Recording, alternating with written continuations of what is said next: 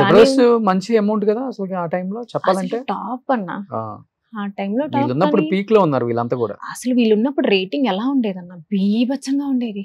అది 13 ఎపిసోడ్స్ అని స్టార్ట్ చేశారు. అప్పుడు మేనేజర్ గారు ఏడుకొండలు 13 ఎపిసోడ్ నుంచి 21, 21 to 26 అలా అలా అలా అలా పెరుగుకుంటూ పోయింది.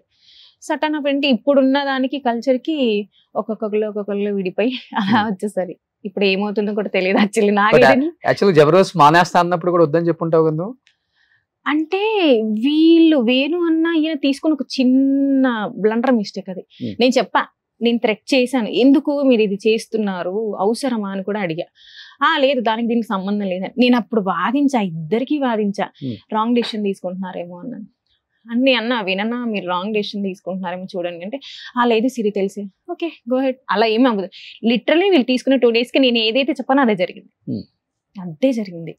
ఎవరికైనా మండుతుంది కదన్నా ఒక దగ్గర మనం విన్నప్పుడు, మళ్ళీ దానికి దీనికి సంబంధం లేదు కదా అనుకున్నారు. వీళ్ళ పాయింట్ ఆఫ్ వ్యూ రైట్ అన్న, కానీ వాళ్ళ పాయింట్ ఆఫ్ కూడా రైటే. ఎవరి పాయింట్ ఆఫ్ లో వాళ్ళు రైట్. ఓకే అంతే అంతే అంతే అన్న. వస్తే మనం ప్రాప్తం, రాకపోతే అంతే. అన్ని మనం కరెక్ట్ గా గెస్ చేసి వెళ్ళలేమన్నా.